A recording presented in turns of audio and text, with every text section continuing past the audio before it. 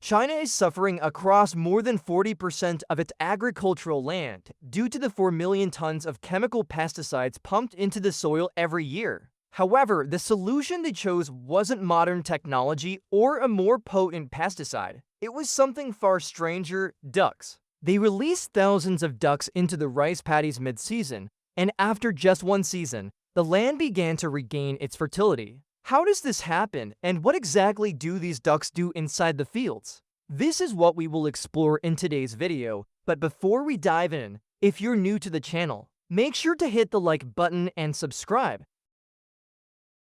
In less than a century, agriculture worldwide has undergone a radical transformation. Transplanting, harvesting, and spraying machines have replaced manual labor. Synthetic fertilizers have caused crops to grow at speeds never seen before, and chemical pesticides have given farmers near total control over pests and diseases. As a result, global food production has multiplied exponentially, but over time, the cost of this agricultural revolution has become increasingly clear. Every year, agriculture is responsible for between 20% and 25% of total global greenhouse gas emissions, most of which stem from chemical fertilizers and the degradation of the soil itself. Pesticides alone have taken a heavy toll, wiping out the microorganisms in the soil that form the backbone of its natural fertility. According to multiple studies, more than 40% of the world's agricultural land is gradually losing its ability to self-regenerate, forcing farmers to inject more and more chemicals just to maintain previous production levels. This is where the situation becomes even more critical. More than half of the planet's population relies on rice as a dietary staple. When the ecosystem of rice paddies weakens, the danger is not confined to a single field or region. It extends to threaten the food security of billions, as a dangerous and silent cycle begins to form, draining the earth season after season. If modern agriculture is creating its own problems, where does the real solution lie? The answer has been around for 600 years. Ironically, the answer to the modern agricultural crisis lies in practices that existed long before the invention of chemicals. For centuries, across the rice-growing regions of East Asia, rice paddies were not treated as mere factories for food production. Instead, they were living ecosystems where rice and ducks coexisted in a delicate balance.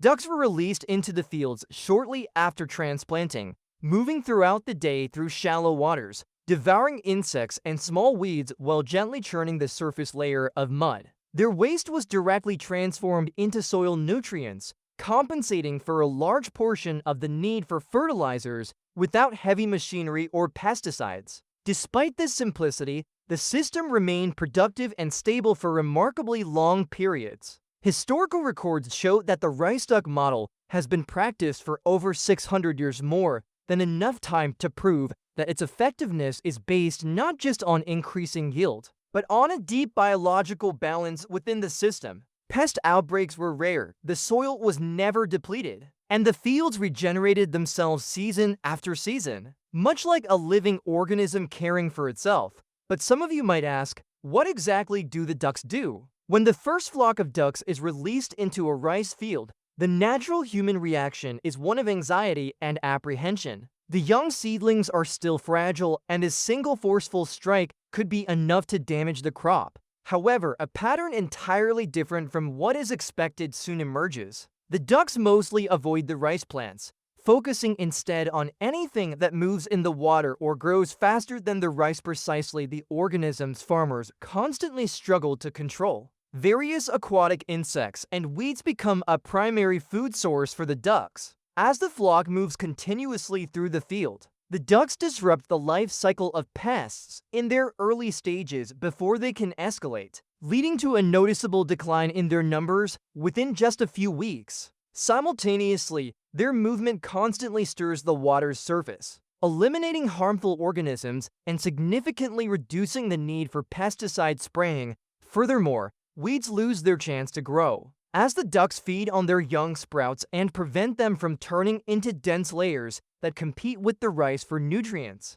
Every step the ducks take introduces oxygen into the water and soil, reducing anaerobic conditions that harm roots and allowing the rice roots to penetrate deeper and grow stronger. Many researchers describe this as a form of natural tilling that occurs throughout the entire day. On top of all this, the duck's waste is distributed evenly across the field as a continuous stream of nitrogen-rich organic fertilizer, nourishing the soil and plants at a steady, balanced pace while significantly reducing the risk of groundwater pollution. To transform this apparent chaos into a genuine agricultural advantage, the farmer must control every step with extreme precision. The ducks must be introduced to the fields only 2 to 3 weeks after transplanting, once the plants have become strong enough to withstand movement in the water without bending or breaking. If released too early, the young seedlings are damaged. If released too late, their effectiveness in controlling pests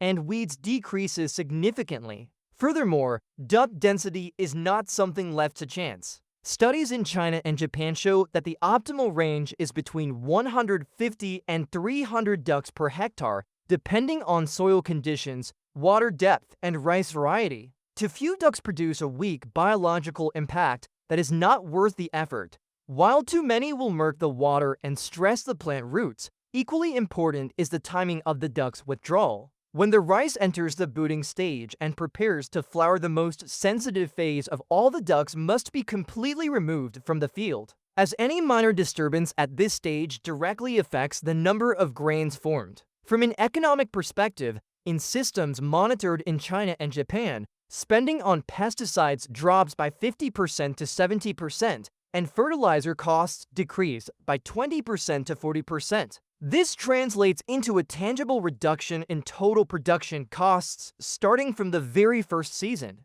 Additionally, rice produced in this system is sold at prices 10% to 30% higher in many Asian markets because consumers are willing to pay more for ecological rice they trust. At the end of the season, the farmer sells the ducks themselves for meat and eggs, creating an additional income stream independent of rice prices, which helps distribute market risks.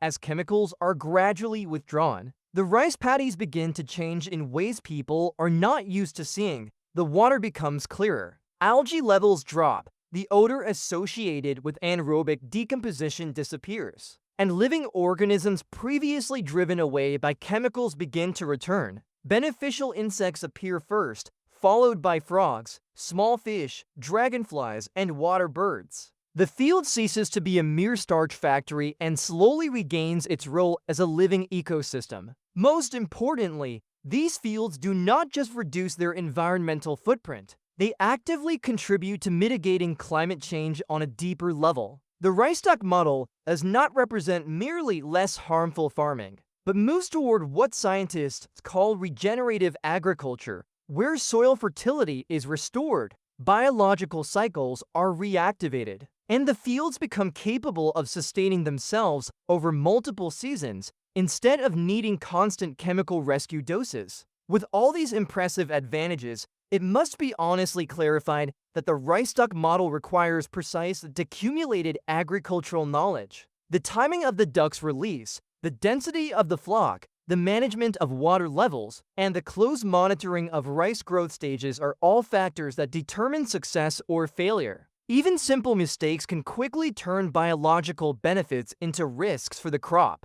Furthermore, there are real threats from predators. Snakes, foxes, stray dogs, and birds of prey are capable of inflicting heavy losses on the duck flock if preventive measures are not taken seriously enough. In regions suffering from labor shortages or lack of supervision, this threat becomes a genuine barrier to implementing the model. Most importantly, not every environment is suitable for this system. Areas lacking a consistent water source, fields with sloping terrain, or lands that have been severely contaminated with chemicals over many years may not provide the biological foundation the system needs to function. This demonstrates that the rice duck model is not a magic recipe applicable to every time and place, but rather a solution that requires conscious selection, careful adaptation to the local environment, and application specifically in appropriate conditions. Thus, the rice duck model has existed for over 600 years and still outperforms modern chemical farming in terms of cost and damage. Now, I have a question for you. In your opinion, can traditional agriculture truly replace chemical pesticides worldwide? Or have chemicals become an indispensable necessity to feed billions of people? Tell me what you think in the comments. We have reached the end of the video. Thank you for watching.